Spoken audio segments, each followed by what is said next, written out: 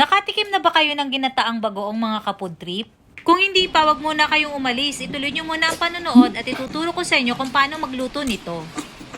Bagay na bagay yan sa mga gulay at isda. O paano, luto na tayo? Ano, JG na yan? For sure, may enjoy nyo ang linamnan na ginataang bagoong.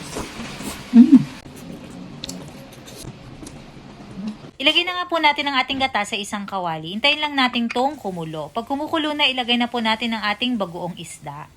Mga 5 kutsara mga kapud trip. Haluin lang ito mabuti at pwede na nating ilagay ang ating bawang, sibuyas at luya. Mas maraming luya, mas masarap kasi pampatanggal lansa.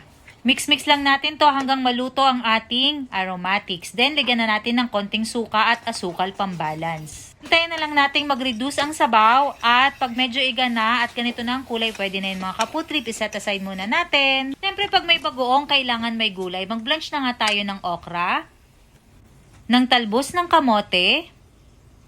Maglaga na rin tayo ng saging na saba para meron tayong ginamos. Magprito na rin tayo ng talong, perfect match yan sa ating bagoong. At syempre naman, dapat pang may gulay, may pritong isda.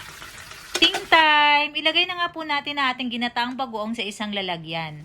Mas masarap yan kung lalagyan natin ng sili at kalamansi. At ayan na nga mga kapudrip, ready na ang ating tanghalian. Ano pang hinihintay natin? Tikiman time! Mga hindi pa po nakakatry ng ginataang bagoong, must try po talaga to. Kain po!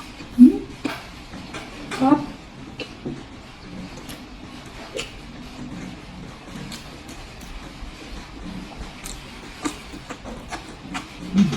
Ada. Gulung-gulung.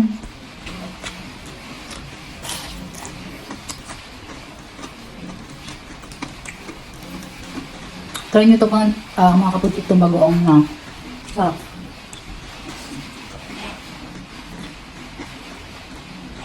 Ayun. Ang silip.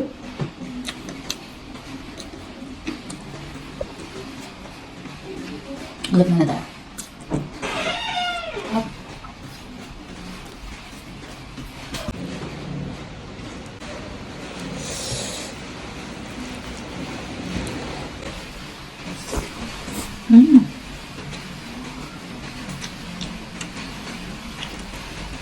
Sakto na ulam. Harap ng ating ulam.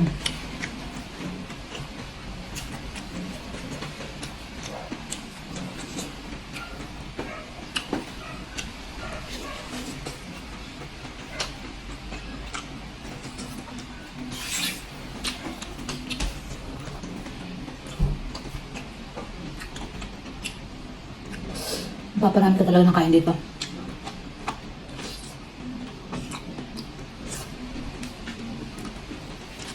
Nayak ako sa anghang.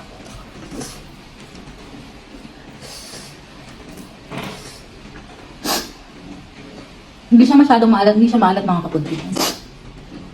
One last bite na ito mga kapudri. Kain po tayo.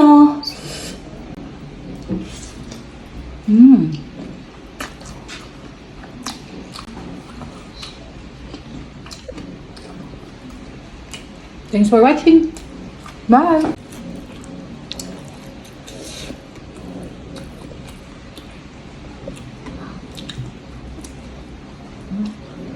Pag di ka naman napabulas ng kanin, ewan ko na. Share nyo na tong video na to para maluto ng iba. Thanks for watching. Bye!